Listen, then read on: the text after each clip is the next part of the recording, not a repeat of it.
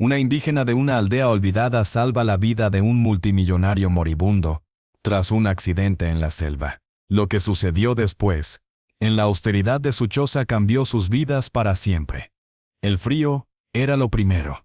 Un frío húmedo y penetrante que se le había metido en los huesos horas atrás, y ahora resonaba en cada temblor incontrolable de su cuerpo.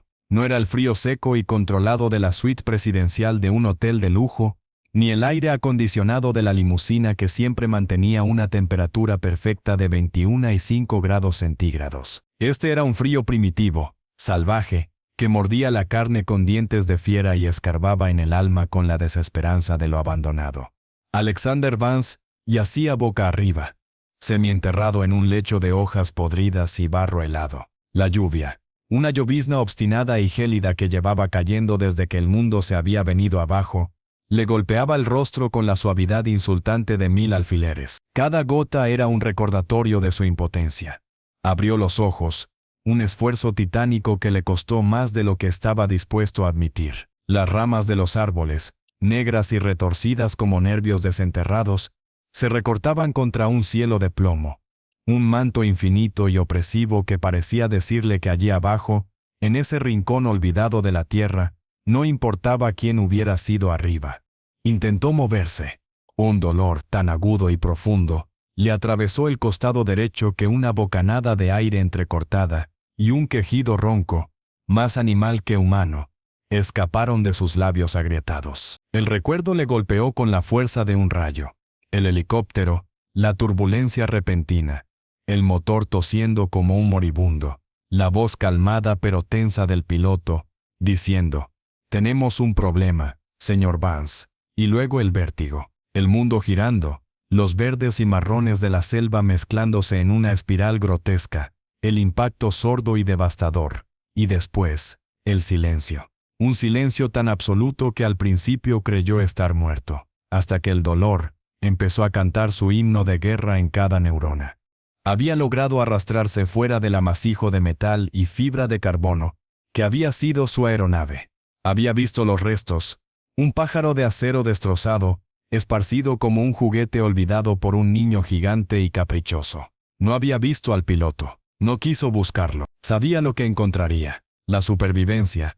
Ese instinto que creía amortiguado por capas de dinero y poder, había emergido con una ferocidad que le sorprendió. Se arrastró, gateó, se apoyó en árboles con la respiración convertida en jadeos blancos y doloridos, alejándose del olor a combustible y muerte, hasta que las fuerzas, y la sangre que perdía por una herida que no se atrevía a mirar, le abandonaron por completo, y allí cayó, como un fardo más en el suelo del bosque.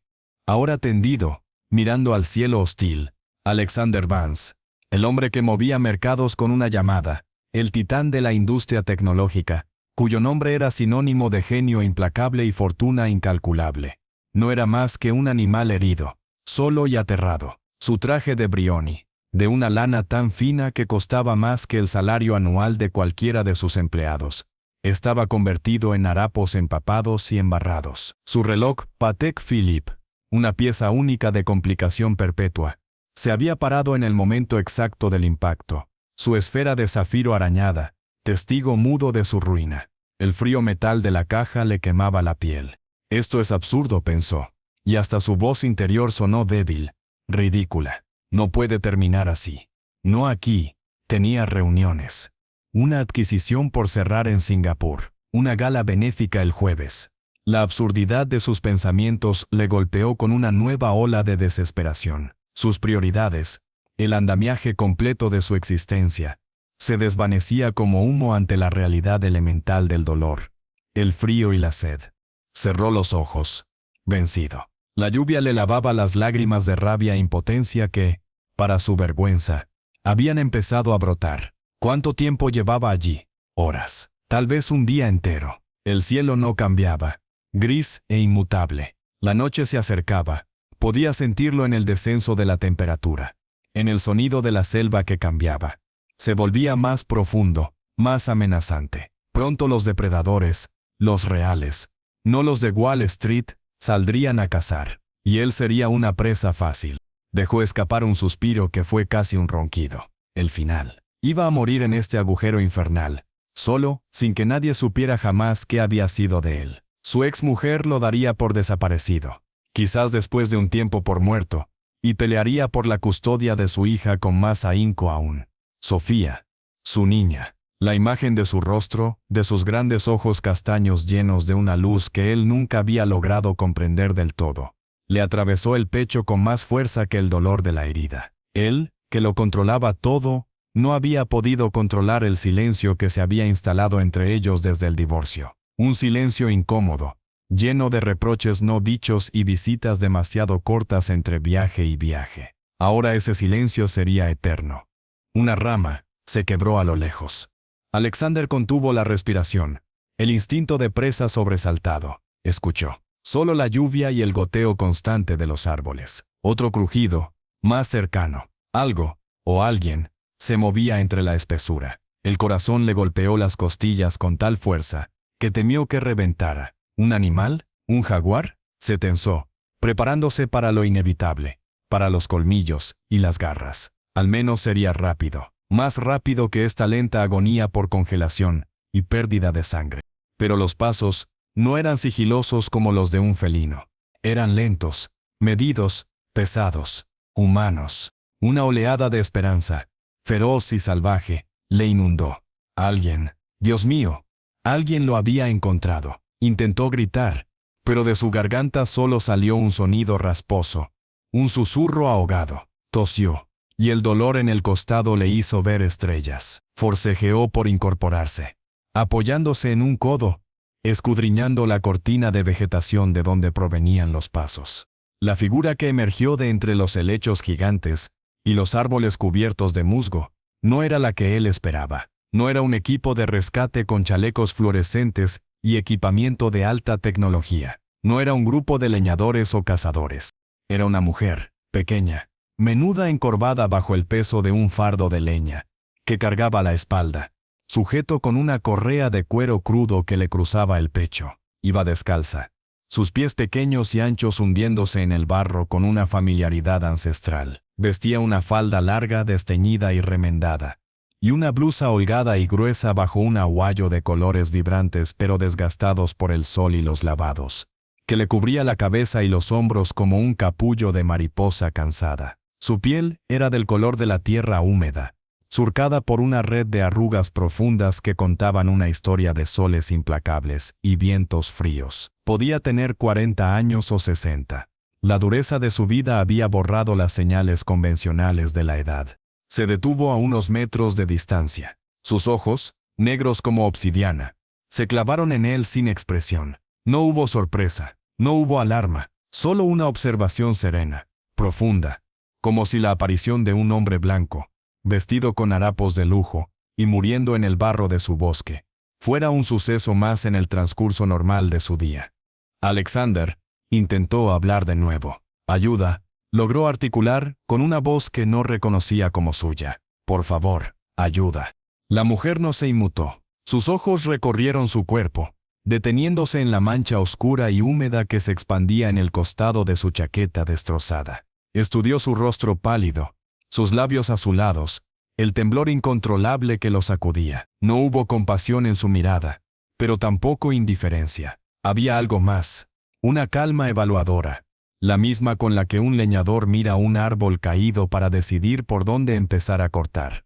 Durante un largo momento, que a Alexander se le antojó una eternidad, permanecieron así, él, suplicante y roto, tendido en el suelo, ella inmóvil y hierática observando desde la distancia de su mundo. Él sentía cómo la última esperanza se le escapaba entre los dedos. ¿Iba a dejarlo allí? A seguir su camino como si no lo hubiera visto. Tal vez lo creyera un espíritu, un mal augurio. Tal vez simplemente no le importara.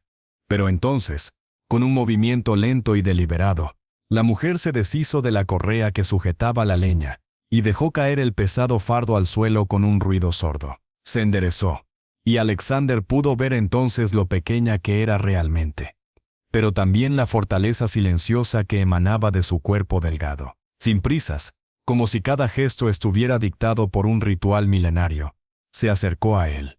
Se arrodilló a su lado, y un olor a humo de leña, a hierbas secas y a tierra limpia llegó hasta Alexander, un aroma primitivo y reconfortante que contrastaba brutalmente con el olor a podredumbre, barro y miedo que lo rodeaba. Sus manos, pequeñas y callosas, con uñas cortas y limpias de tierra, se extendieron hacia él. Él instintivamente se encogió, esperando un golpe, una herida, pero esas manos se detuvieron a centímetros de su rostro, y luego, con una suavidad que le resultó desconcertante, le apartaron el cabello empapado de la frente. El contraste fue tan violento que Alexander creyó desmayarse. La calidez de esos dedos ásperos sobre su piel helada fue como una descarga eléctrica de pura vida. Era el primer contacto humano, el primer gesto de una ternura no solicitada pero profundamente necesaria, que recibía en, no podía recordar cuánto tiempo, años, quizás, desde que Sofía era una niña pequeña y se subía a su regazo. Una oleada de emoción tan poderosa le embargó que otro sollozo. Esta vez, no de dolor sino de una gratitud abrumadora. Le sacudió el cuerpo haciéndole gemir de nuevo. La mujer no dijo nada. Sus ojos oscuros sostuvieron su mirada.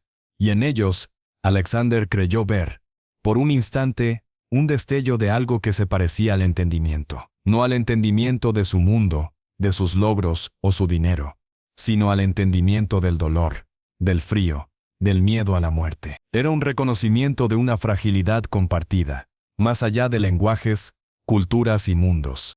Con movimientos firmes y seguros, sus manos empezaron a examinarle. Le palpó el cuello, los hombros, los brazos. Cuando llegó al costado, Alexander gritó entre dientes al sentir la presión. Ella retiró la mano al instante, como si ya hubiera obtenido la información que necesitaba. Asintió para sí misma, casi imperceptiblemente. Luego, habló. Su voz era baja, ronca, como el sonido de un arroyo sobre piedras, y las palabras eran guturales, en una lengua que Alexander no reconoció. No sonó a español ni a portugués, era algo más antiguo, más terroso. Le estaba diciendo algo, una pregunta, una afirmación, un conjuro. Él no lo sabía, pero el tono era calmado, autoritario. Le estaba informando de lo que iba a pasar. Se levantó y desapareció de su campo de visión. Alexander, presa de un pánico repentino al sentirse abandonado de nuevo, intentó torcer el cuello para verla. La vio hurgar entre la leña que había dejado caer, seleccionando un par de palos largos y relativamente rectos. Los examinó, los limpió de ramitas con sus manos, y regresó a su lado. ¿Qué iba a hacer? ¿Acuchillarlo? ¿Rematarlo? La paranoia del hombre urbano, acostumbrado a la traición y al interés oculto, surgió por un momento. Pero la calma de la mujer, la serenidad absoluta de sus movimientos, desarmaron sus temores casi de inmediato. Ella no representaba una amenaza. Era, simplemente, la respuesta. Con una fuerza que parecía imposible para su tamaño, lo agarró de los hombros y, con un tirón suave pero inexorable, lo giró de costado. El mundo estalló en blanco para Alexander. El dolor fue cegador, vomitivo. Jadeó, ahogándose en su propia agonía. Sintió cómo ella le manipulaba el cuerpo, cómo le colocaba los palos a cada lado del torso, y luego cómo usaba tiras de tela que arrancó de su propia falda para atarlos, creando una férula improvisada que inmovilizaba su caja torácica. Cada toque, por suave que fuera, era una tortura. Pero él entendió. Estaba tratando de estabilizarle, de evitar que un movimiento brusco le clavara una costilla rota en un pulmón. Cuando terminó, Alexander estaba bañado en un sudor frío, jadeando como un pez fuera del agua, al borde de la inconsciencia. La mujer se arrodilló de nuevo junto a su cabeza. Le acarició la frente otra vez, un gesto tranquilizador. Y luego, con decisión, desabrochó lo que quedaba de su costosa chaqueta y de la camisa empapada debajo. La herida, una fea brecha amoratada y sangrante, quedó al descubierto. Ella frunció el ceño. Un leve gesto de preocupación, que fue la emoción más clara que había mostrado.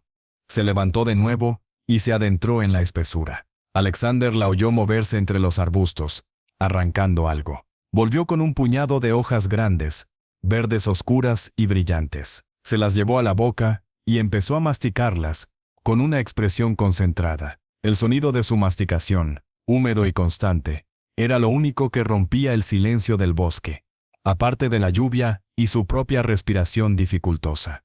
Escupió la pasta verde resultante en la palma de su mano, y sin vacilar, la aplicó directamente sobre la herida de Alexander. Él esperó un nuevo estallido de dolor, una quemazón, algo, pero en su lugar, una sensación de fresco alivio, casi de anestesia, se extendió desde el punto de contacto. El dolor agudo y punzante se amortiguó, convertido en un latido sordo y manejable, un suspiro de alivio. El primero real, escapó de sus labios. Sus ojos, llenos de lágrimas de agradecimiento, se encontraron con los de ella. «Gracias», murmuró. Y esta vez, la palabra sonó más clara, cargada de un significado que trascendía el idioma. Ella asintió una vez, brevemente. Luego, miró al cielo. La luz se estaba yendo. Los contornos de los árboles se volvían difusos, sombríos. La noche caía con una rapidez aterradora. No podían quedarse allí. Se puso de pie y miró a su alrededor, evaluando. Señaló hacia una dirección, hablándole en su lengua suave. Alexander no entendió las palabras, pero entendió la intención. «Tenemos que irnos». El problema era cómo. Él no podía caminar, ni siquiera podía ponerse de pie. La mujer pareció sopesar la situación. Su mirada recorrió el claro. Luego se posó en su aguayo, la manta gruesa que llevaba. Con movimientos rápidos, se la quitó de los hombros, desplegándola. Era grande, resistente. La extendió en el suelo junto a Alexander. Entonces, con una determinación que dejó a Alexander boquiabierto, empezó a empujarlo. Le agarró de los hombros y, usando todo su peso, lo rodó sobre la manta. Fue un proceso lento, agotador para ambos. Alexander mordía su labio para no gritar. Cada movimiento una nueva puñalada. La mujer respiraba con esfuerzo, gruñendo levemente con el strain.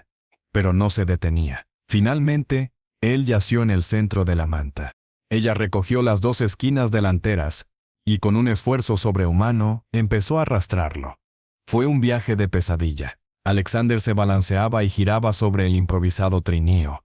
Cada piedra, cada raíz, cada desnivel del terreno, se transmitía a través de la tela y resonaba en su cuerpo magullado, como un martillazo. El dolor era una constante, un fuego que le consumía la razón. Apretaba los dientes hasta que le crujían, mirando el cielo que se oscurecía a través de un velo de agonía.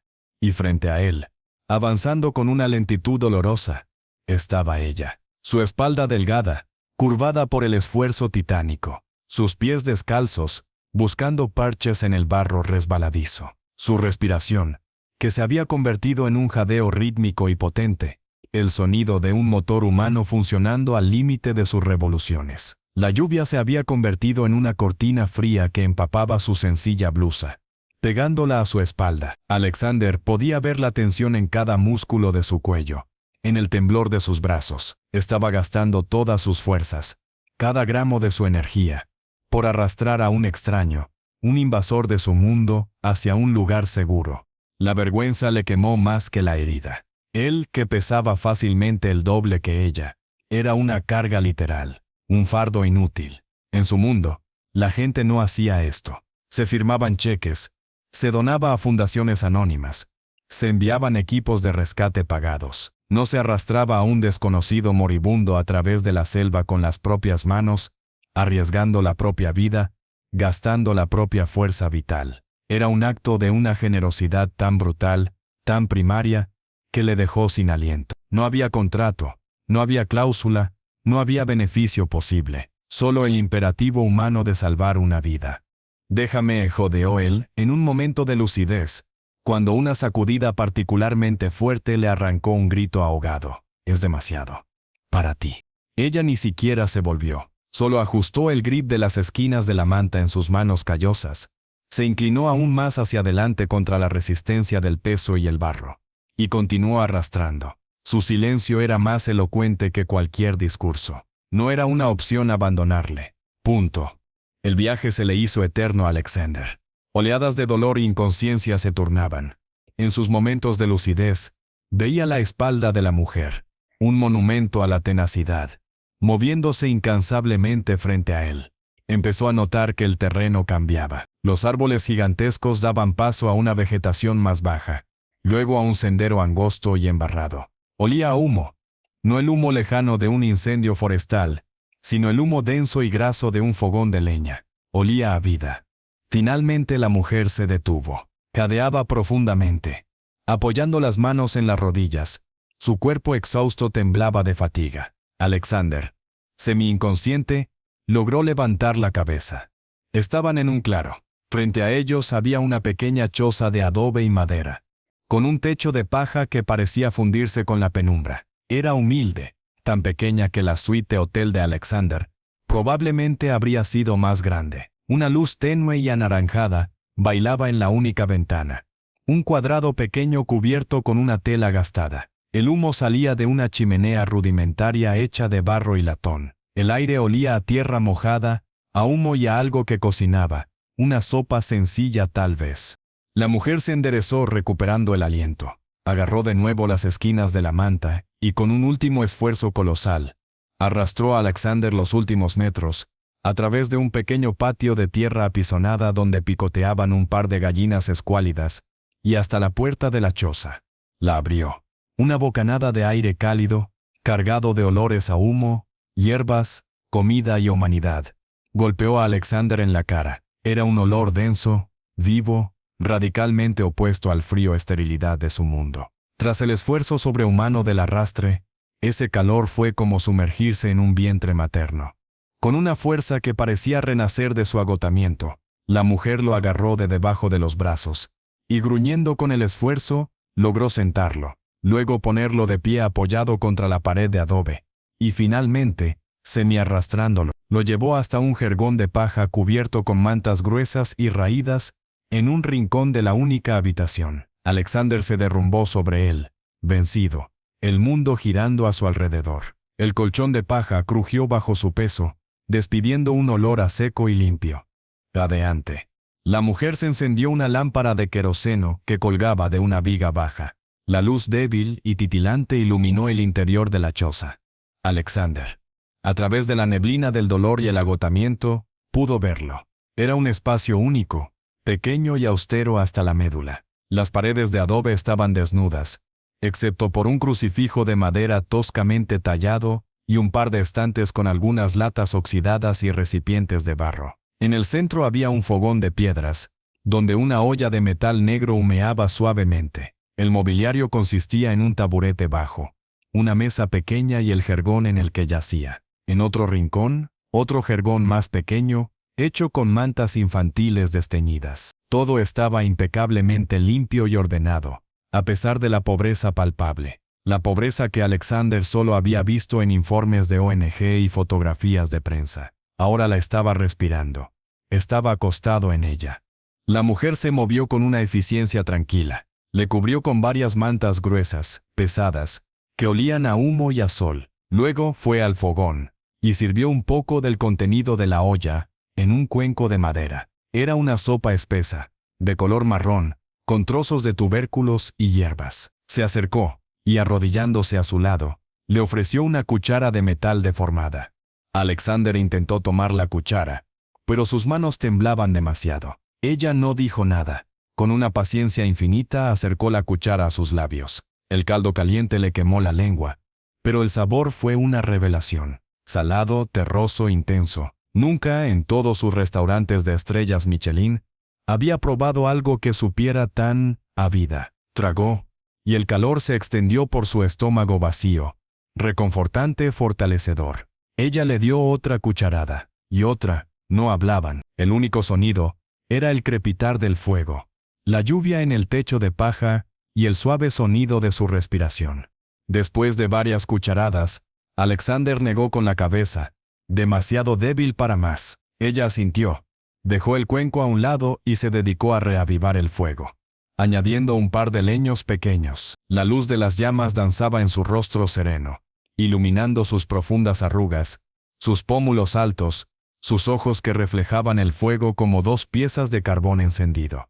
Alexander se hundió en las mantas, abrumado por la exhaustación y por una emoción que no podía nombrar. Observaba a esta mujer, esta extraña que era tan diferente a todo lo que conocía. Su mundo era de acero, cristal y transacciones. El suyo era de barro, fuego y silencio. Él medía el éxito en miles de millones. Ella aparentemente en tener leña para la noche y sopa en la olla. Y sin embargo, en esta choza humilde, se sentía más seguro, más cuidado, más visto como un ser humano vulnerable que en cualquier lugar de su lujosa vida. Gracias, susurró de nuevo, y la palabra sonó ridículamente pequeña en la inmensidad de lo que sentía. Ella se volvió hacia él. Por primera vez, una sombra de algo que podría haber sido una sonrisa. Un leve relajamiento de los labios cruzó su rostro. Asintió de nuevo. Una vez. Y Milla dijo. Y se tocó el pecho con la mano. Luego extendió la mano hacia él, con una pregunta no dicha en los ojos. Él entendió. Y Milla. Su nombre. O tal vez, mujer en su lengua. No sabía. Alexander logró decir, con voz ronca. Alexander Vance. Ella frunció levemente el ceño, como si el nombre le resultara extraño, difícil de pronunciar. Luego, asintió. Alexander, repitió, desgranando las sílabas con torpeza. El sonido de su nombre en su voz ronca en este lugar le pareció lo más extraño y conmovedor que había escuchado en su vida. La fatiga lo venció finalmente. Los párpados le pesaban como losas. El calor de las mantas, el caldo en el estómago, el crepitar del fuego, la presencia tranquila de Milla, todo se combinó para arrullarlo. Se dejó llevar, sabiendo, con una certeza instintiva, que por primera vez en mucho tiempo estaba a salvo. El sueño lo engulfió, profundo y reparador. Un pozo negro sin sueños. No supo cuánto tiempo durmió. Horas, tal vez. Lo despertó un sonido, un quejido suave, seguido de un sollozo ahogado. Abrió los ojos, desorientado. La lámpara de queroseno aún ardía, baja. El fuego del fogón eran ahora brasas rojizas. Y Milla no estaba en el taburete. El sonido venía del otro jergón, el pequeño. Alexander torció el cuello, con dificultad. A la luz tenue pudo verla. Estaba arrodillada junto al camastro pequeño, inclinada sobre la figurita que yacía allí. Le acariciaba la frente, susurrando palabras suaves y cantarinas en su idioma.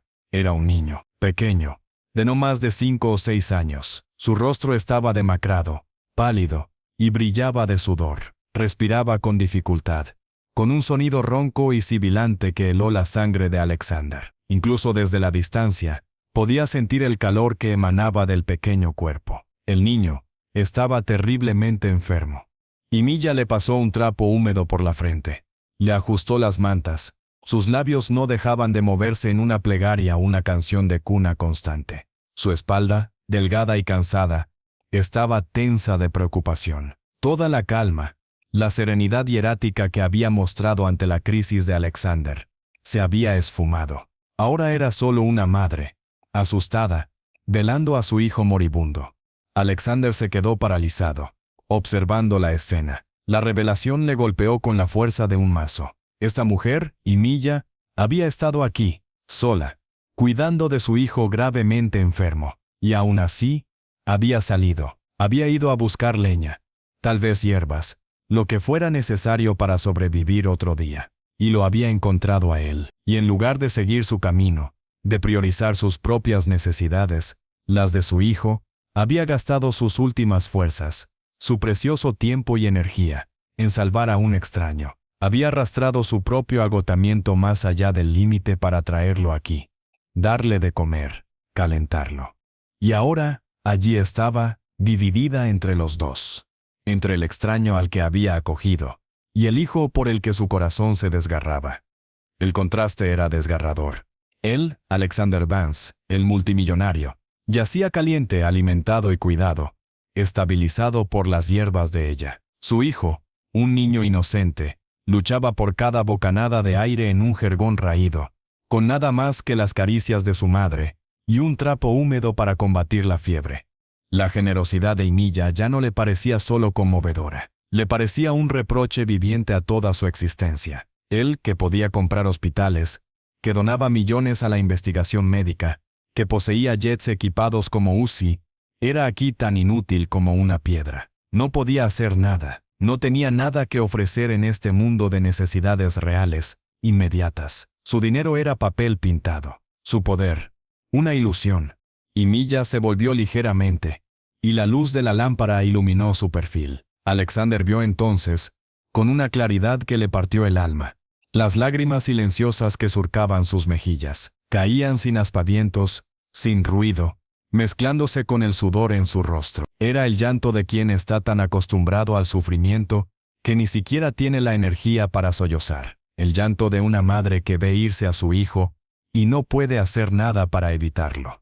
Sus ojos se encontraron con los de Alexander por un instante, y en ellos, él no vio reproche, no vio arrepentimiento por haberlo ayudado. Solo vio un dolor tan profundo y absoluto que le hizo desviar la mirada, abrumado por la vergüenza y una empatía desgarradora.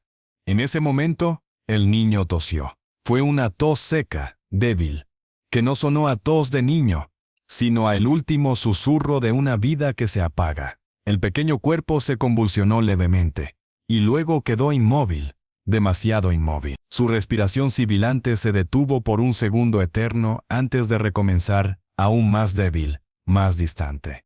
Y Milla se inclinó sobre él, susurrando con más urgencia, acariciándole la mejilla. Su espalda se curvó bajo el peso de una desesperación infinita. Alexander yacía allí, impotente, un testigo mudo de esta tragedia íntima. El calor de las mantas ya no le reconfortaba, le abrazaba. La sopa en su estómago le pesaba como plomo. Cada jadeo del niño era un latigazo en su conciencia. Cerró los ojos, intentando bloquear la imagen, pero era inútil. La realidad se imponía con una crudeza brutal. Y Milla le había salvado la vida, le había dado calor, comida, cuidado, le había mostrado una humanidad que él había olvidado que existía. Y él no podía hacer nada para salvar a su hijo. Nada, excepto, una idea empezó a formarse en su mente, lenta al principio, luego con una velocidad aterradora. No era un pensamiento completo, sino una serie de imágenes fragmentarias. El jet medicalizado que mantenía en São Paulo para emergencias ejecutivas, el equipo de médicos personales que estaba siempre on call, el hospital suizo especializado en neumología pediátrica del que era el principal benefactor, la red de contactos, de influencia, de poder real que podía mover montañas, que podía doblegar burocracias, que podía conseguir lo imposible en un abrir y cerrar de ojos. Pero estaban en medio de la nada. No había teléfono. No había forma de comunicarse. La choza de Milla era un islote de humanidad en un océano de selva impenetrable. La civilización, su civilización, estaba a un mundo de distancia. El niño tosió de nuevo, un sonido que era casi un quejido de agonía. Alexander abrió los ojos, miró a Milla, a su espalda encorvada por el dolor. Miró al niño, pálido y sudoroso. Miró la pobreza absoluta que los rodeaba. Y entonces, su mirada cayó sobre algo. Algo que había permanecido en su muñeca durante todo el vuelo, el accidente, el arrastre, la noche. Algo que, milagrosamente, seguía allí, arañado, embarrado, pero intacto. Su reloj, el Patek Philippe de edición limitada. El capricho de un hombre que lo tenía todo. Un objeto cuyo valor equivalía sin duda a varias decenas de vidas como la de Milla y su hijo. Un símbolo de todo lo que era frío, calculador y superfluo en su mundo. Pero en este contexto, en esta choza humilde, bajo la luz titilante de una lámpara de queroseno, era otra cosa. No era un símbolo de estatus, era un pedazo de metal y cristal. Inútil, ¿o no? Una conexión se estableció en su mente. Una chispa de puro crudo entendimiento. El reloj era inútil para comprar salud aquí, pero no lo era para algo más. Era pesado, de metal sólido. Podría, quizás, usarse para. Su corazón comenzó a latir con fuerza, acelerándose, bombeando una adrenalina que no sentía desde que el helicóptero comenzó a caer. La idea se volvió clara, terrible, desesperada. Era una locura. Una apuesta imposible, pero era la única cosa, la única y minúscula posibilidad que se interponía entre el niño y una muerte segura. Y Milla no podía hacerlo. Estaba demasiado exhausta, demasiado consumida por el dolor. Él apenas podía moverse, pero el dolor, el agotamiento, todo palideció ante la urgencia de lo que estaba contemplando. Con un gemido que era mitad dolor, mitad determinación, Alexander empezó a moverse. Ignoró la puñalada en el costado, el fuego que recorría sus músculos. Usando el codo, Se incorporó lentamente, dolorosamente en el jergón. Las mantas se deslizaron de su pecho. El aire frío de la choza le golpeó la piel. Pero él no lo sintió. Y Milla, alertada por el movimiento, se volvió hacia él. Sus ojos, hinchados por las lágrimas, mostraban confusión. ¿Qué estaba haciendo el extraño? ¿Por qué se movía? Alexander no la miró. Su concentración era total, con dedos que temblaban no solo por la debilidad, sino por la enormidad de lo que estaba a punto de intentar. Se llevó la mano derecha a la muñeca izquierda. Sus dedos, torpes y entumecidos, lucharon con la hebilla del reloj. Era un mecanismo complejo, diseñado para la elegancia, no para la utilidad. Sudaba. Maldijo entre dientes, forcejeando, cada movimiento una agonía. Finalmente, con un clic casi inaudible, la hebilla se soltó. El reloj se deslizó sobre su muñeca sudorosa y cayó sobre la manta. Alexander lo cogió. El metal frío y pesado descansó en su palma.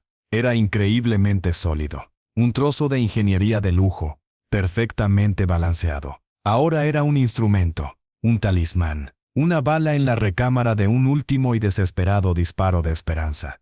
Y Milla lo observaba, paralizada, sin comprender. Sus ojos iban de su rostro contraído por el esfuerzo y el dolor, al objeto reluciente que sostenía en la mano.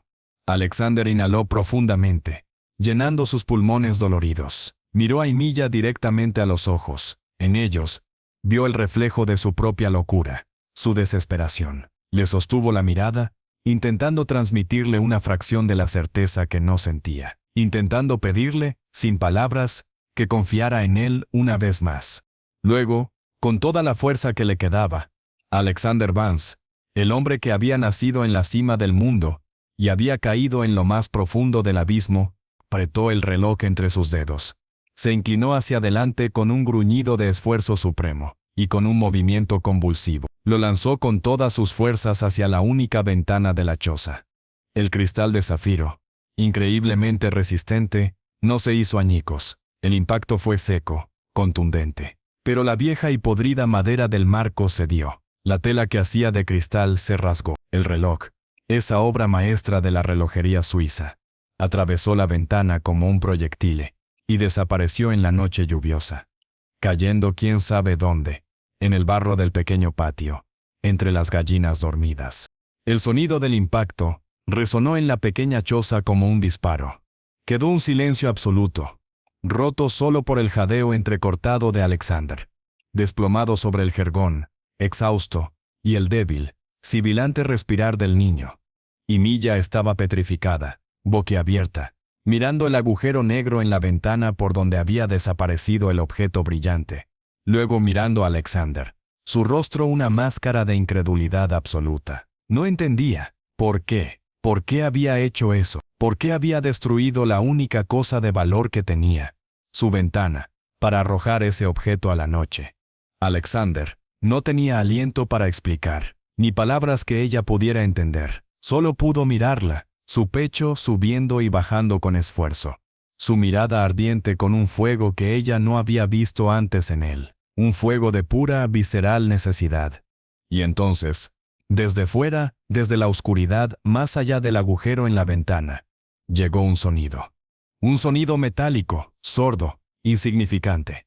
El sonido del reloj de platino de Alexander Vance, al golpear contra algo de metal oxidado, que estaba semienterrado en el patio de tierra de Milla. Algo que Alexander, en su dolor y su desesperación, no había visto antes. Algo que su mente, entrenada para ver oportunidades donde otros veían chatarra, había registrado de forma subconsciente. El tanque de propano vacío y viejo que usaban para una cocinilla portátil en los días secos, y apoyado contra él, medio oculto por la maleza, un poste de metal, delgado y largo, que una vez había sostenido una antena de televisión o una línea eléctrica, en algún remoto pasado en el que la modernidad había intentado, y fallado, llegar a este lugar. El reloj, al caer, había golpeado el tanque de propano vacío con un clang metálico, seco y resonante. Y en el silencio profundo y húmedo de la noche selvática, ese sonido tan pequeño, tan ridículo, se expandió como una onda sísmica. Alexander contuvo la respiración. Sus ojos, febriles, estaban clavados en la ventana. Y Milla también miraba, su confusión dando paso a una lenta, tremebunda comprensión. Algo estaba pasando, algo que escapaba a su entendimiento. Y entonces, desde la negrura de la jungla, desde las profundidades del follaje empapado por la lluvia, llegó la respuesta. Un nuevo sonido. Pero este no era metálico. No era el sonido de la civilización de Alexander golpeando los restos oxidados de la de Milla. Era orgánico, viviente. Un gruñido bajo, gutural, que vibró en el aire húmedo. Un sonido de advertencia, de curiosidad animal, de territorialidad. Y luego, otro, más cercano. Y de repente, un coro de ladridos, agudos, frenéticos, llenos de una excitación salvaje. Eran los perros callejeros del pequeño asentamiento, o los semisalvajes que vagaban por la selva. Habían oído el clang metálico, un sonido extraño, fuera de lugar en la monotonía de la noche, y estaban respondiendo, acudiendo, ladrando a la intrusión sonora en su territorio. Los ladridos se multiplicaron, creciendo en intensidad, acercándose. No eran uno o dos, eran una jauría, despertada por el sonido del reloj golpeando el metal, un sonido que se propagó como una campana tocando a rebato en la quietud primitiva. Alexander yacía inmóvil, el corazón martillándole en el pecho, cada latido una explosión de dolor y esperanza. Y Milla se había puesto de pie, sus ojos muy abiertos, mirando fijamente la ventana rota, escuchando la cacofonía creciente de ladridos que se acercaba a su choza. Por primera vez esa noche, el dolor en su rostro fue desplazado por otra cosa, un asombro profundo, casi temeroso. Estaba empezando a entender, a vislumbrar el plan desquiciado, genial, desesperado del extraño al que había salvado. Él no había arrojado su riqueza a la noche en un acto de furia o desesperación. La había usado como carnada, como una campana para llamar a los perros, para crear una perturbación, un ruido, una anomalía en el silencio de la noche que alguien, eventualmente, podría notar. Era una posibilidad remota, una locura, pero era una posibilidad. Los ladridos eran ensordecedores ahora. Los perros debían de estar justo afuera, en el patio, olfateando el objeto extraño, gruñéndose unos a otros, creando un alboroto infernal. Alexander cerró los ojos, concentrándose en el sonido, rezando porque no se alejaran, porque el disturbio continuara, porque creciera. Y entonces, por encima del ladrido de los perros, surgió otro sonido, lejano, al principio, casi ahogado por la lluvia y la jauría, pero inconfundible. El sonido de una puerta de madera, golpeando contra un marco.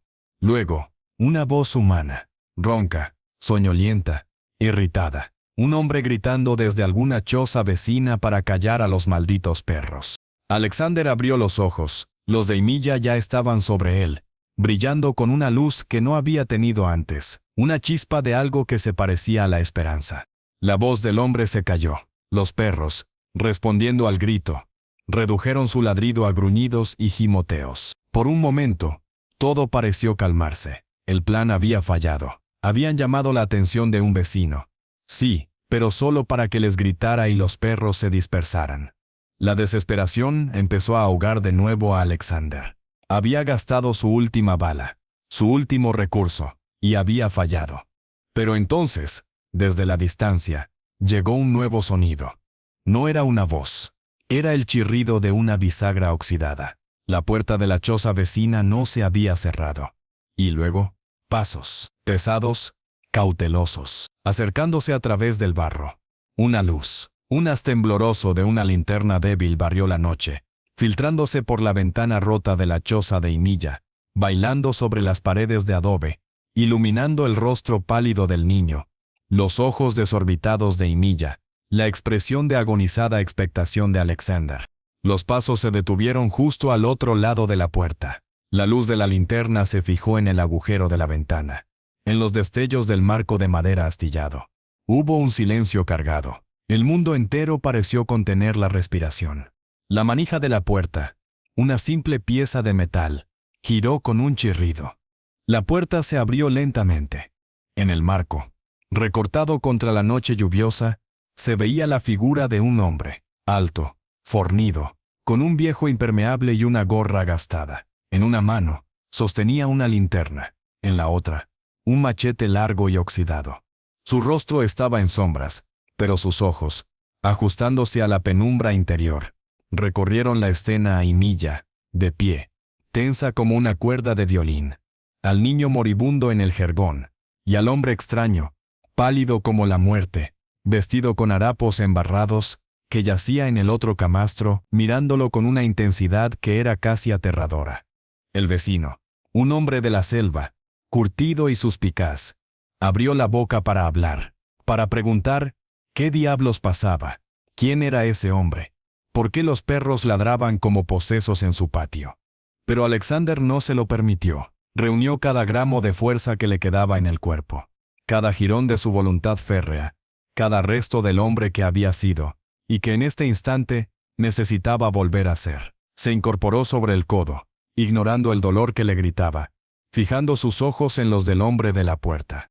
Y antes de que el vecino pudiera articular una palabra, Alexander Vance, con una voz que no era un susurro, sino un mando claro, frío y cargado de una autoridad absoluta, que resonó en la pequeña choza como el tañido de una campana, pronunció las únicas palabras que importaban, las únicas palabras que ese hombre, en ese lugar, podría entender y recordar. Un nombre, un talismán de otro mundo.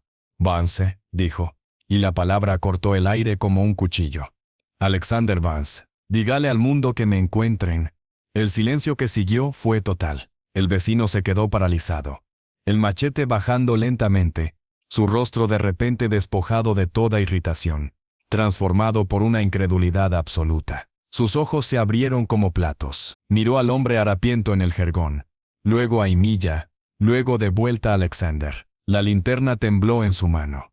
Vance no era solo un nombre, era un titán de leyenda, una figura de los noticieros, de las revistas que a veces llegaban al pueblo meses tarde, un fantasma de riqueza y poder inimaginable que existía en un universo paralelo. Y ese fantasma yacía aquí, muriendo en la choza de Ymilla, dándole una orden.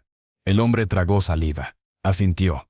Una vez, bruscamente, como si le hubieran golpeado, dio media vuelta y desapareció en la noche, corriendo, sus pasos chapoteando en el barro, alejándose a toda velocidad. La luz de su linterna se balanceó de forma errática en la oscuridad, como un luciérnaga enloquecida, hasta que se perdió de vista. Dentro de la choza, el silencio era pesado, denso, roto solo por el jadeo del niño. Ymilla se derrumbó de rodillas junto al jergón de su hijo, sus manos agarrando las suyas, sus labios moviéndose en una silenciosa plegaria, sus ojos, llenos de lágrimas otra vez, pero ahora de un shock distinto, se encontraron con los de Alexander. Él se dejó caer hacia atrás, exhausto, vaciado. El esfuerzo final había consumido sus últimas reservas. Miró el techo de paja, las vigas oscuras, escuchando el retumbar de su propio corazón que lentamente empezaba a calmarse. Lo había hecho. Había lanzado el dado. Había enviado un mensaje en una botella al otro mundo, y alguien lo había recogido. Ahora, solo quedaba esperar. Esperar que el nombre de Alexander Vance tuviera el poder suficiente para mover montañas a través de la selva, para conjurar milagros desde el cielo. El tiempo se estiró, lento, agónico. Minutos que se sintieron como horas. La esperanza y el escepticismo luchaban dentro de él. ¿Y si el hombre solo había ido a buscar a otros? ¿Y si pensaba que estaba loco? Entonces, lo oyó. Lejísimo, al principio, un zumbido apenas perceptible, como el de un mosquito. Pero no era un mosquito. Era mecánico, artificial. Alexander contuvo la respiración otra vez, escuchando con una intensidad que le dolía. El zumbido creció. Se volvió más definido, más potente. Un ritmo constante, pulsante, que se acercaba rápidamente, cortando la noche, ahogando el sonido de la lluvia y de la selva. Wump, wump, wump, wump. Ymilla también lo oyó. Se puso de pie de un salto, corriendo hacia la puerta abierta, mirando al cielo, su mano en el corazón. Wump, wump, wump, wump. Más fuerte, mucho más fuerte. Un sonido que no pertenecía a ese lugar. Un sonido de otro mundo. El sonido de rotor blades, de un helicóptero. Alexander cerró los ojos. Una sola lágrima caliente y salada se escapó de entre sus párpados cerrados y surcó su mejilla sucia. No era de dolor, era de alivio, de triunfo, de una gratitud tan profunda que le partía el alma. El estruendo se volvió ensordecedor. El viento azotó la choza, haciendo vibrar las paredes de adobe, sacudiendo el techo de paja. La luz de una potente linterna de exploración barrió el claro, iluminando todo con una claridad brutal, blanca y antinatural. El helicóptero se cernía justo encima, un coloso de metal rugiendo en el cielo, su sombra tapando las estrellas.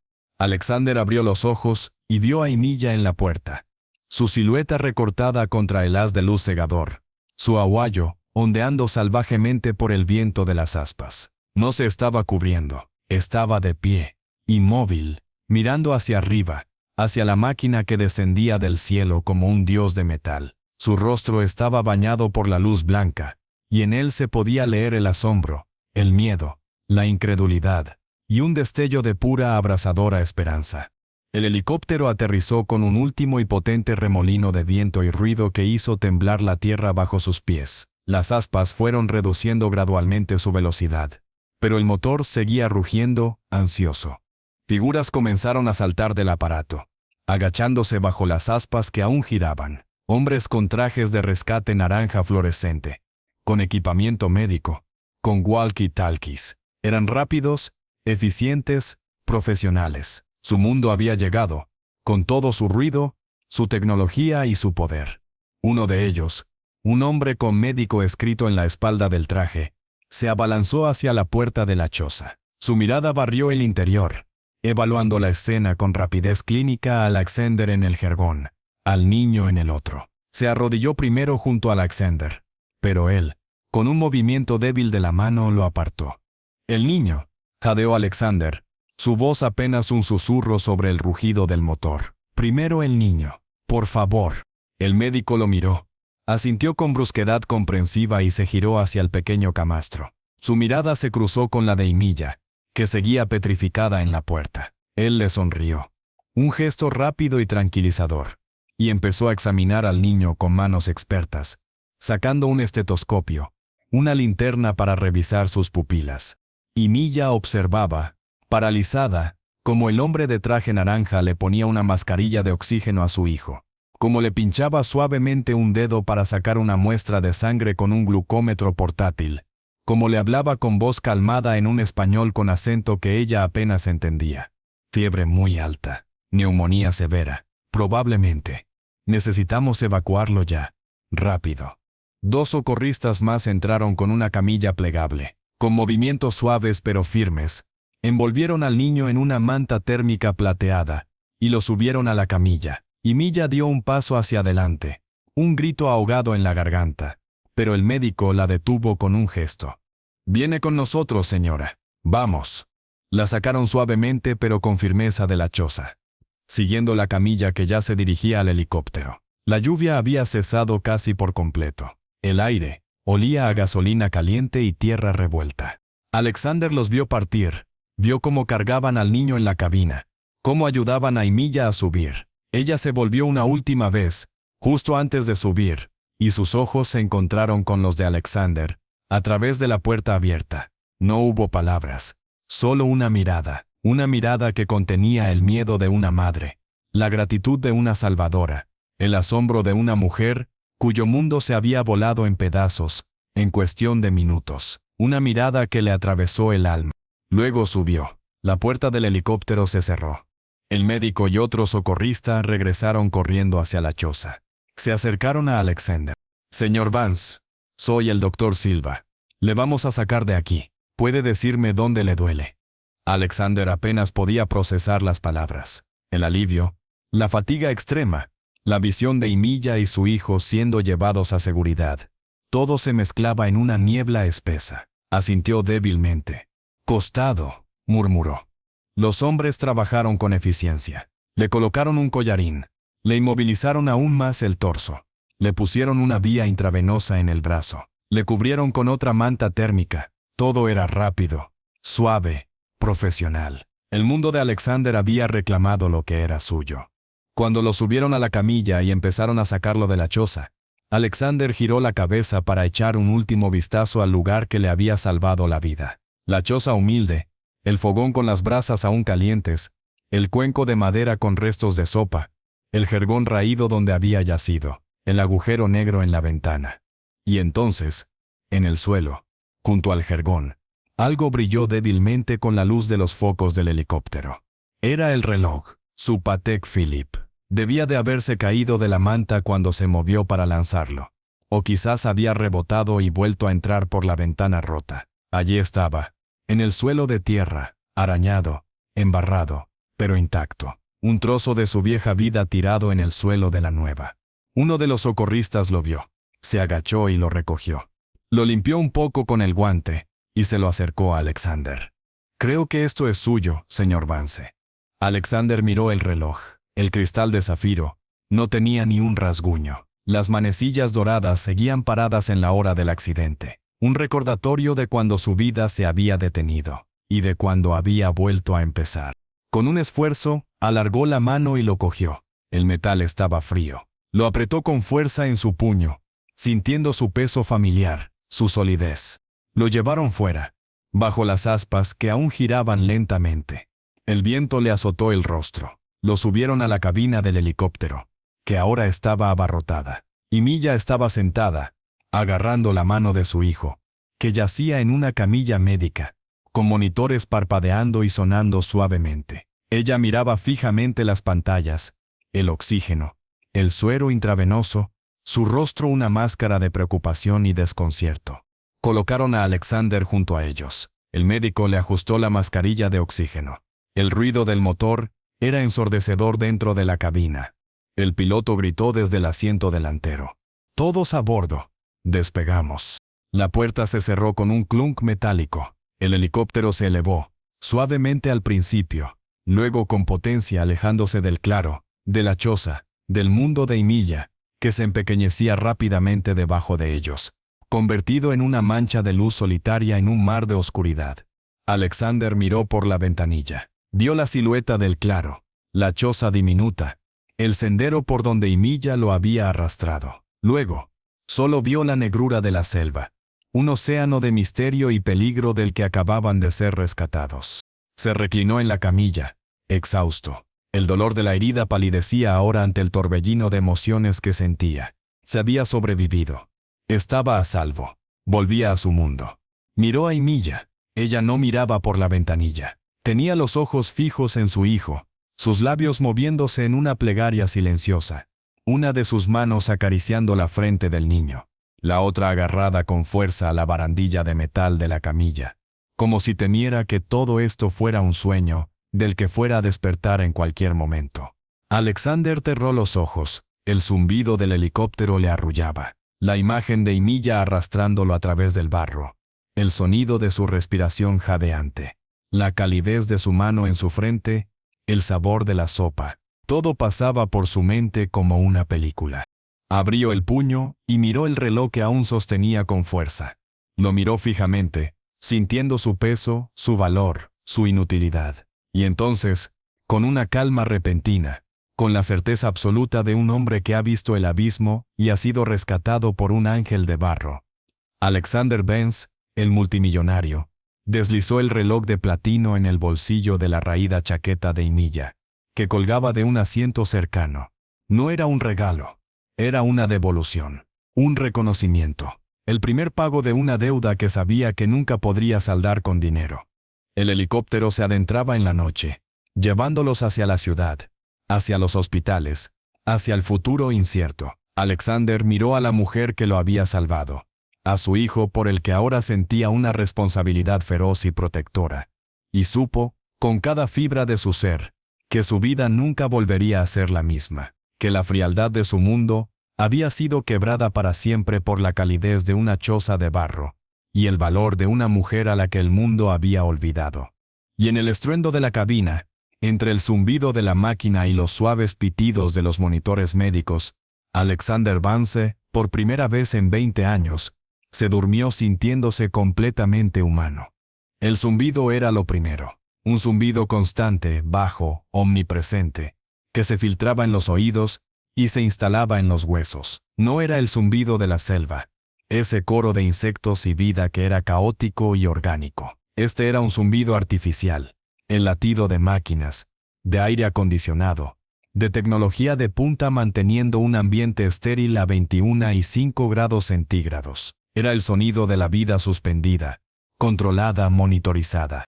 Alexander Vance abrió los ojos. La luz era suave, tenue, proveniente de una lámpara empotrada en el techo. No había sombras violentas, ni oscuridad absoluta. Todo era difuso, controlado. El techo era blanco, liso, impecable. Olía a limpio, a desinfectante, a algodón estéril. Un olor que pretendía ser reconfortante pero que a él le recordaba a la ausencia, a la falta de vida.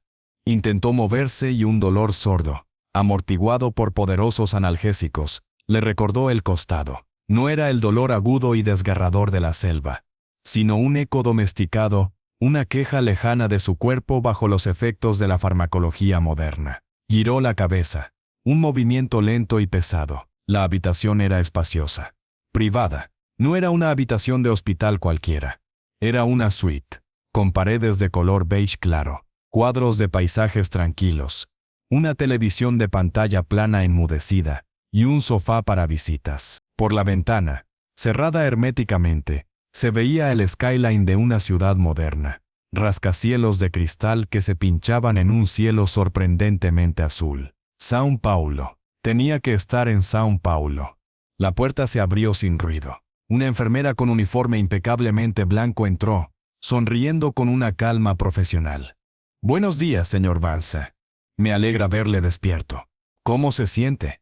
Su voz era suave, melosa, entrenada para tranquilizar. Alexander intentó responder, pero su garganta estaba seca, áspera. Solo emitió un sonido áspero.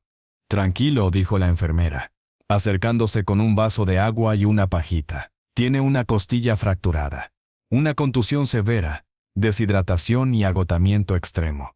Pero está estable, está a salvo». Bebió el agua. Estaba fresca, neutra. No sabía a vida, sabía a filtro. Mientras bebía, sus ojos recorrieron la habitación, buscando algo, alguien. La enfermera siguió su mirada. Su asistente, el señor Harrington, está fuera. Que he estado aquí toda la noche. Le avisaré de que está despierto. También hay periodistas, pero la seguridad los tiene controlados. Sus otros acompañantes están en otra ala del hospital. Acompañantes. La palabra sonó extraña, burocrática. El niño forzó a Alexander a hablar, su voz un susurro ronco. ¿Y la mujer? Y Milla. El niño está en cuidados intensivos pediátricos. Su estado es crítico, pero estable. Neumonía bilateral severa. Desnutrición. La señora está con él. No quiere separarse. La enfermera ajustó el gotero de su suero. El doctor Silva, que les atendió en el rescate, le ha estado supervisando a usted personalmente. Es el mejor traumatólogo de Brasil. La puerta se abrió de nuevo y un hombre entró como un vendaval contenido. Ben Harrington, su asistente personal y jefe de seguridad, era la personificación de la eficiencia. Traje impecable, tableta en la mano, rostro preocupado pero bajo control. «Alexander, adiós, gracias». Su voz era un susurro tenso, cargado de alivio y de la presión de manejar una crisis de proporciones globales. El mundo entero está buscándote. La noticia de la desaparición del helicóptero fue portada. Ha sido caótico. Alexander hizo un gesto débil con la mano, desechando el caos de Ben con desprecio. Lo único que importaba estaba en otra ala del hospital. «Ben, necesito...» «Todo está bajo control, Alexander», lo interrumpió Ben, anticipándose. «He activado el protocolo. Privacidad total. Ninguna prensa se acerca a ellos. He asignado a una traductora de quechua y aymara las 24 horas, aunque la mujer, y Milla, apenas habla. Solo se comunica con gestos. He dispuesto una habitación contigua para ella, pero no se mueve de la puerta de la UCI». Ben hizo una pausa, mirando a su jefe con una curiosidad que no podía disimular. «Alexander, ¿quién es esa mujer?» Los informes del rescate son confusos. Alexander cerró los ojos. ¿Cómo explicarlo? ¿Cómo comprimir la experiencia del dolor, el frío, la desesperanza? Y luego la calidez de esas manos callosas, la fuerza sobrehumana de esa espalda delgada, el sonido de su respiración jadeante. En un informe para Ben. Ella me salvó la vida, Ben, dijo. Y su voz sonó extrañamente vulnerable, incluso para sus propios oídos. Eso es todo lo que necesitas saber. Y ahora su hijo se está muriendo, y yo no voy a permitirlo. La determinación en su voz, aunque débil, era la misma que usaba para cerrar acuerdos de miles de millones. Ben asintió, comprendiendo que había una línea que no debía cruzar. Por supuesto, he contactado con el Dr. Edmund Frey en Zúrich, el mejor neumólogo pediátrico del mundo. Está de camino en el jet medicalizado. Llegará. Ben consultó su reloj. 9 horas. Mientras tanto, el equipo de aquí hace todo lo humanamente posible. Quiero verlos, dijo Alexander, intentando sentarse. El dolor le hizo rechinar los dientes. Alexander, no puedes ni levantarte, protestó Ben, poniendo una mano en su hombro con suavidad pero firmeza. Tienes un drenaje torácico. Tienes que estar quieto. No me importa, gruñó Alexander, con un atisbo de su antigua ferocidad. Consígueme una silla de ruedas. Ahora Ben. Ben lo miró. Y por primera vez en los 10 años que llevaba trabajando para Alexander Vance, vio algo en sus ojos, que no era arrogancia, ni impaciencia, ni la fría calculadora de riesgos y beneficios que usually lo gobernaba. Era algo raw, urgente, humano. Asintió, sin decir nada más, y salió de la habitación. Minutos después, Alexander, envuelto en una bata de hospital, con el gotero en un carrito, y el dolor, como una presencia nauseabunda pero ignorada, era trasladado en silla de ruedas por los interminables pasillos blancos y silenciosos del hospital. El contraste con su viaje anterior, arrastrado sobre un aguayo, a través del barro, era tan abismal que le producía vértigo. Aquí todo era linóleo brillante, luces fluorescentes, susurros y el clic-clac de los tacones de la enfermera que los escoltaba. Llegaron a una zona de puertas de cristal y metal. UCI pediátrica. El aire era aún más frío, más cargado de seriedad. Ben habló con una enfermera de cabeza, mostrando una credencial o emitiendo una orden en un tono bajo e imperioso. Las puertas se abrieron con un suave zumbido. La vista desde el corredor era a través de un gran ventanal que daba a la sala de cuidados intensivos. Era un paisaje de tecnología y vulnerabilidad. Pequeñas camas, cada una rodeada por una constelación de máquinas que parpadeaban, sonaban suavemente y respiraban por los niños que yacían en ellas. El sonido era un susurro electrónico de latidos y pulsos. Y allí, en una esquina, semioculta por las máquinas pero visible a través del cristal, estaba Emilia. Se había encogido. Parecía aún más pequeña, más frágil, dentro de la inmensidad blanca y tecnológica del hospital. Vestía la misma ropa sencilla y limpia que le habían proporcionado durante el rescate. Pero ahora parecía un disfraz ridículo, un traje de un mundo que no era el suyo. Estaba de pie, pegada al cristal que separaba el corredor de la cabina de su hijo. Sus manos aplanadas contra la superficie fría, como si intentara traspasarla con la fuerza de su voluntad. Su espalda estaba rígida. Su rostro, pálido y demacrado, era una máscara de una angustia tan profunda que parecía tallada en madera. No lloraba, no se movía, solo observaba. Observaba cada movimiento de los médicos y enfermeras alrededor de la pequeña cama donde yacía su hijo. Observaba las pantallas que mostraban líneas y números que para ella debían ser tan incomprensibles como los astros para un astrónomo antiguo. Su mundo se había reducido a ese cubículo de cristal y acero, a la respiración artificial de su niño, a la batalla silenciosa que se libraba entre la vida y la muerte mediada por tubos y cables. Alexander contuvo la respiración. La visión de ella, tan perdida, tan fuera de lugar, tan absolutamente devorada por el miedo, le golpeó con más fuerza que cualquier dolor físico. Hizo un gesto a la enfermera, para que lo acercara más.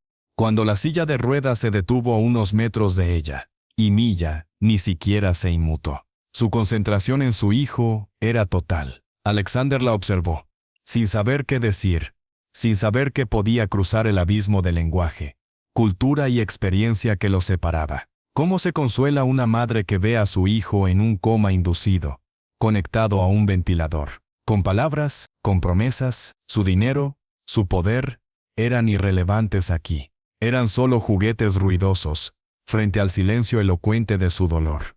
Finalmente, con un suspiro que le dolió en el costado, Alexander habló. Su voz sonó áspera, débil, en el corredor silencioso. Emilia. Ella no reaccionó al nombre, pero algo, tal vez el tono de su voz, tal vez una vibración en el aire, hizo que lentamente, muy lentamente, girara la cabeza. Sus ojos, aquellos ojos negros como la obsidiana que lo habían mirado con serena evaluación en el bosque, ahora eran pozos de un terror y un agotamiento infinitos. No había reconocimiento inmediato en ellos, solo una niebla de dolor. Luego, poco a poco, la niebla se disipó un poco. Reconoció al hombre al que había arrastrado a través del barro, al hombre por el que había gastado sus últimas fuerzas. Ahora estaba limpio, afeitado, envuelto en algodón y sedado. Pero era él. Sus ojos bajaron a la silla de ruedas, al gotero, al evidente dolor en su rostro. Y entonces, algo increíble sucedió. Un destello de la mujer que había sido en la selva cruzó su mirada. Un destello de esa calma evaluadora, de esa capacidad para priorizar la necesidad inmediata. Por un instante, su propio dolor por su hijo se vio desplazado por una preocupación instintiva por el herido bajo su cuidado. Sin decir una palabra, se acercó a él. Sus pasos fueron silenciosos sobre el linóleo. Se detuvo frente a la silla de ruedas. Sus ojos recorrieron el vendaje en su costado, la vía intravenosa en su brazo. Luego, alzó la mano, lentamente, y con una timidez que contrastaba con la firmeza con la que lo había palpado en la selva. Posó la yema de sus dedos callosos sobre el dorso de la mano de Alexander, allí donde no había tubos ni agujas. Fue un contacto breve, ligero como el aleteo de un pájaro, pero transmitió todo lo que las palabras no podían. Veo tu dolor, sigues estando herido. Aquí estoy. Alexander sintió que se le cerraba la garganta. En el epicentro de la tecnología médica más avanzada, este simple gesto, este reconocimiento silencioso de su humanidad doliente, fue el acto más profundo de compasión que había experimentado. Le tomó la mano, la que no tenía vía, con la suya. Sus dedos, largos y pálidos, se cerraron alrededor de los de ella, pequeños y oscuros, ásperos por el trabajo. Ella no retiró la mano. Permanecieron así, en silencio. En el corredor frío y blanco, dos seres humanos desde extremos opuestos del universo, unidos por un hilo de barro, dolor y gratitud. No había necesidad de palabras. El zumbido de las máquinas era su coro. El latido del corazón del niño, mostrado en un monitor verde, era su metrónomo compartido. Ben Harrington observaba la escena desde unos pasos de distancia, su tableta bajada, su rostro de profesional impasible suavizado por un asombro genuino. Nunca había visto a Alexander Vance sostener la mano de nadie, mucho menos la de una mujer indígena desconocida y pobre. Estaba presenciando algo que no entendía, pero que respetaba profundamente. La puerta de la UCI se abrió y salió el Dr. Silva, con su bata blanca y su tableta digital. Tenía el rostro cansado pero concentrado. Sus ojos se posaron en las manos entrelazadas de Alexander e Emilia por un instante, sin mostrar sorpresa, antes de dirigirse a ellos. Señor Vance, no debería estar aquí. ¿Cómo está el niño?, preguntó Alexander. Ignorando el comentario, su voz un poco más fuerte. El médico suspiró. Quíntico.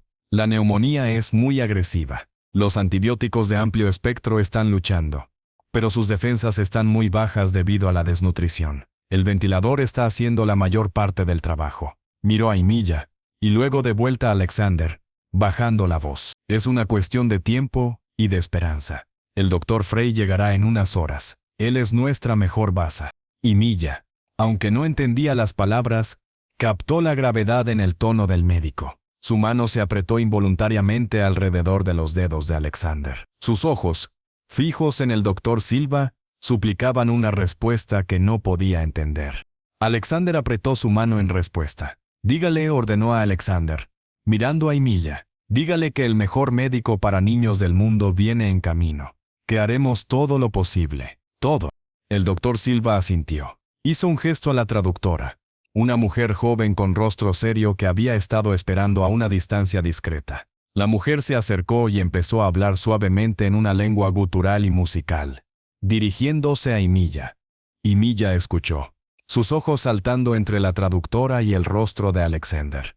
Cuando la mujer terminó, el rostro de Emilia no mostró alivio. La llegada de un médico lejano, por muy famoso que fuera, era un concepto demasiado abstracto, demasiado lejano, para penetrar la realidad inmediata del ventilador y la fiebre de su hijo.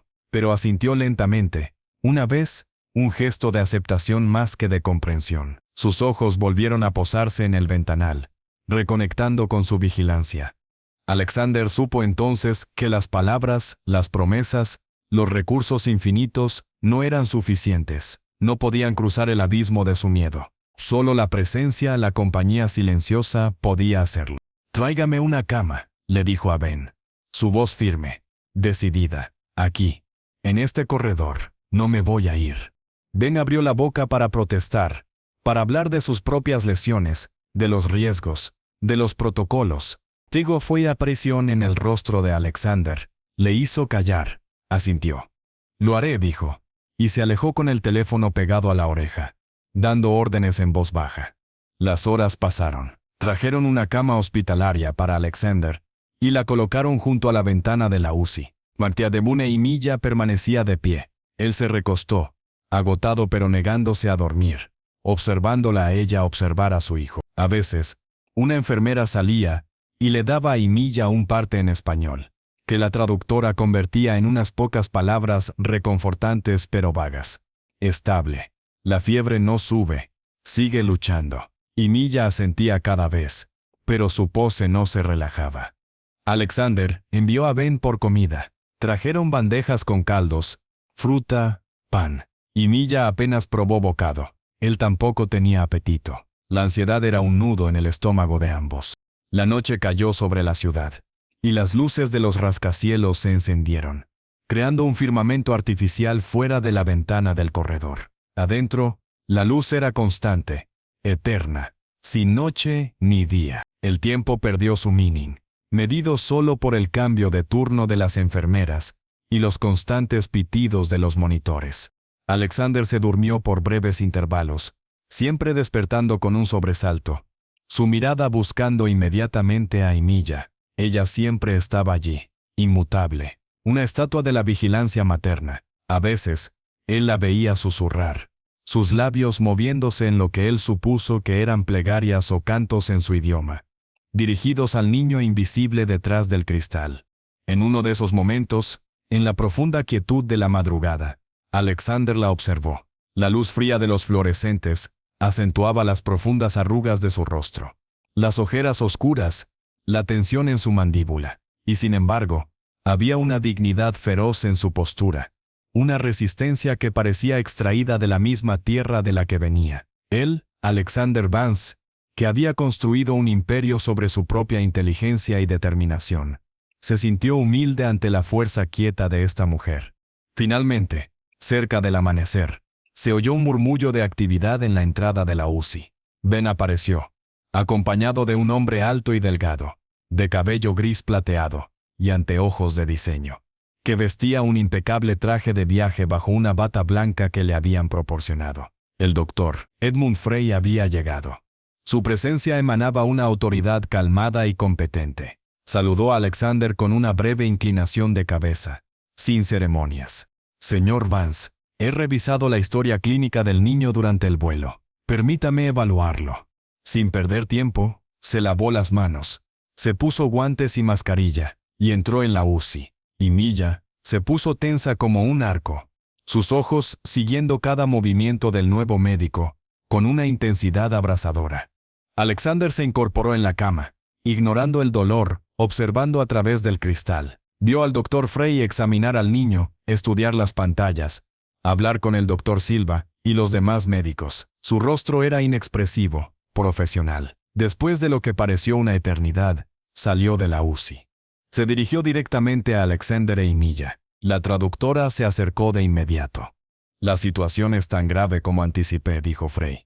«Sin rodeos, el patógeno es resistente. Necesitamos cambiar el enfoque. Hay un nuevo antibiótico, muy potente de espectro ultra estrecho. Es caro, experimental, pero es la mejor opción. Hágalo, dijo Alexander de inmediato. Cueste lo que cueste. Frey asintió. Bien, también necesitamos una técnica de lavado pulmonar profundo. Es invasiva, arriesgada, pero puede limpiar lo que los antibióticos no alcanzan. Miró a Emilia. Necesito su consentimiento. La traductora transmitió la información a Emilia en un suave murmullo. Emilia escuchó. Su rostro pálido. Las palabras arriesgada, invasiva fueron traducidas a conceptos que ella podía entender: peligro o dolor. Sus ojos se llenaron de un nuevo terror. Miró a Alexander, buscando. ¿Qué? ¿Confirmación? ¿Consejo? ¿Consuelo? Alexander sostuvo su mirada. Asintió lentamente, con toda la certeza que pudo proyectar. Confía, susurró, aunque sabía que ella no podía entender la palabra. Confía en él, confía en mí. Emilia miró al doctor Frey. Luego de vuelta a la cabina donde yacía su hijo. Respiró hondo, un temblor recorriendo su cuerpo delgado. Luego, con una determinación que pareció extraer de lo más profundo de su ser, asintió una vez, bruscamente, dando su consentimiento. El doctor Frey no perdió un segundo. Giró sobre sus talones y volvió a entrar en la UCI, dando órdenes claras y concisas. La máquina médica se puso en marcha a su máximo rendimiento. Las siguientes horas fueron una agonía en cámara lenta. Emilia y Alexander observaron, paralizados, cómo el equipo médico trabajaba alrededor del pequeño cuerpo. Era un ballet de precisión aterradora. Alexander podía sentir la mano de Emilia, que sin darse cuenta había agarrado la suya con una fuerza desesperada. Temblando sin control, él la apretaba, anclándose a ella tanto como ella se anclaba a él. No hablaron, no podían. Solo observaban, rezaban, esperaban. Y entonces, después de un tiempo interminable, algo cambió. El ajetreo en la cabina disminuyó. Los médicos se relajaron ligeramente. El doctor Frey se quitó los guantes y se frotó la nuca, cansado. Miró hacia el ventanal, hacia ellos, y a través del cristal, Alexander vio algo en sus ojos que hizo que su corazón diera un vuelco. No era triunfo, pero tampoco era derrota. Era cautious hope. Frey salió de la UCI. Se acercó a ellos. Su rostro estaba serio, pero las líneas de tensión alrededor de sus ojos se habían suavizado un poco. Hicimos todo lo que pudimos, dijo. Su voz ronca por el cansancio. El lavado fue complicado, pero logramos limpiar una buena parte de la secreción. El nuevo antibiótico está circulando. Ahora. Hizo una pausa, buscando las palabras correctas. Ahora. Es cuestión de ver cómo responde. Las próximas 12 horas son cruciales. Si la fiebre baja y la saturación de oxígeno se mantiene estable, tendrá una oportunidad. La traductora transmitió el mensaje a Emilia. Ella escuchó, sus ojos brillando con un destello de algo que no se atrevía a ser esperanza, pero que ya no era desesperación absoluta. El doctor Frey se retiró, prometiendo regresar en unas horas. El corredor quedó en silencio de nuevo, pero la calidad del silencio había cambiado. La tensión aguda había dado paso a una espera agotadora. Emilia se dejó caer lentamente en una silla que una enfermera había colocado junto a la ventana.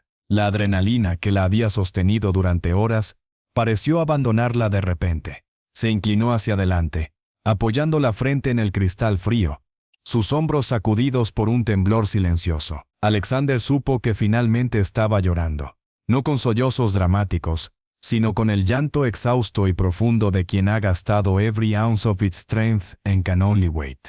Él no dijo nada, no había palabras. Desde su cama, extendió la mano y la posó suavemente sobre su espalda, entre sus omóplatos. Sentía los huesos delicados bajo la tela delgada de la blusa, el temblor de su cuerpo. Ella no se apartó. Permanecieron así, conectados por ese leve contacto, mirando a través del cristal, cómo las máquinas respiraban por el niño, cómo los números en las pantallas bailaban lentamente, titubeantes, hacia la vida.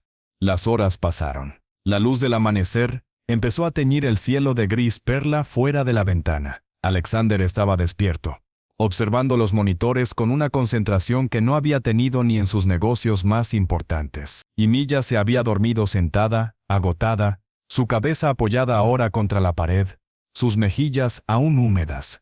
Fue entonces cuando lo vio. En la pantalla que monitoreaba la fiebre del niño, el número que había estado obstinadamente en 39.8,40.1 durante horas, parpadeó y bajó, 39.5. Luego, unos minutos después, 39.2. Era una caída lenta, pero era una caída. Y en el monitor de oxígeno, la línea que mostraba la saturación, que había estado en los límites peligrosos, subió un punto, luego, otro. Se estabilizó en un número que estaba aún en zona crítica, pero que ya no era desesperante. Un suspiro, profundo y tembloroso, escapó de los labios de Alexander. No quiso despertar a Emilia, no aún, quería estar seguro. Siguió observando, su propio corazón, latiendo al unísono con los pitidos del monitor. Y entonces, el milagro, pequeño, frágil, pero real. El niño, en la cama, movió la mano, un pequeño espasmo, apenas perceptible. Luego sus párpados se agitó. No los abrió, pero fue un movimiento, una señal de que la conciencia, la vida, estaba regresando lentamente a su cuerpo. Alexander no pudo contenerse más. Se inclinó y tocó suavemente el brazo de Emilia. Emilia susurró, «Mira». Ella se despertó con un sobresalto. Sus ojos se abrieron, llenos de pánico instantáneo, buscando inmediatamente a su hijo. Sus ojos se clavaron en la pantalla de la fiebre. 38.9. Luego en la del oxígeno. Estable. Luego en la cama. Y vio el mismo pequeño movimiento que Alexander había visto. Un sonido escapó de sus labios. Un jadeo ahogado. Un sollozo que era mitad incredulidad, mitad alivio abrumador. Se puso de pie de un salto, apretando las manos contra el cristal, como si pudiera tocar el milagro que estaba ocurriendo al otro lado. En ese momento, una enfermera dentro de la UCI se acercó a la cama, revisó los monitores y sonrió. Levantó la mirada hacia el ventanal, hacia Emilia, y le hizo un pequeño gesto con el pulgar hacia arriba. Un gesto universal. «Va bien».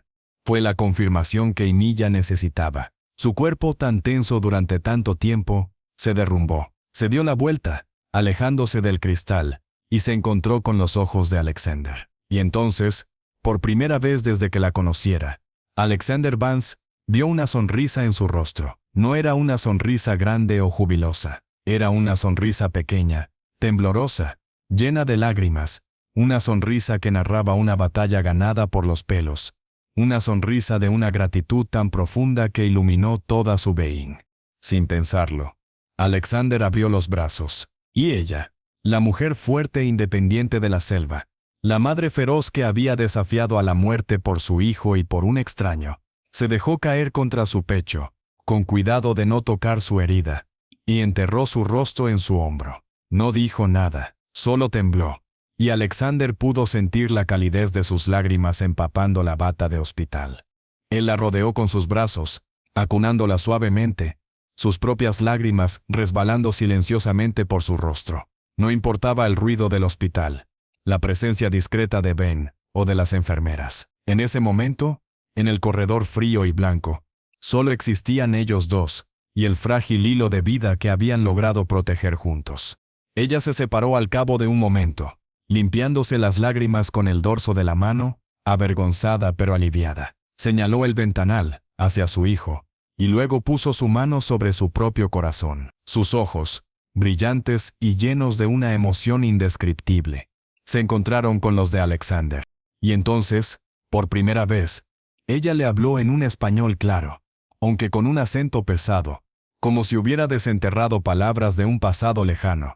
Palabras que tal vez había aprendido en su juventud y que la emergencia había traído de vuelta a la superficie. La voz era un susurro ronco, cargado de un significado que traspasó toda barrera. «Gracias». Y luego, haciendo un esfuerzo visible, añadió, «Hermano». La palabra, sencilla, antigua, cargada de una pertenencia que iba más allá de la sangre o la amistad, resonó en el aire estéril del corredor como un campanazo. «Hermano». No señor, no don, hermano. Alexander Vance, el hombre que lo tenía todo, se sintió inmensamente rico por primera vez en su vida. Asintió, sin poder hablar, apretando su mano con fuerza. El amanecer llenaba ahora el corredor con una luz cálida y dorada. Afuera, la ciudad despertaba. Adentro, la batalla no había terminado, pero una crucial se había ganado, y en el silencio, roto solo por el constante y ahora esperanzador pitido de los monitores, Alexander supo que su vida y la de Emilia, y la del pequeño niño que respiraba al otro lado del cristal, estarían para siempre entrelazadas por el eco de la selva y el milagro del alba en un hospital de São Paulo.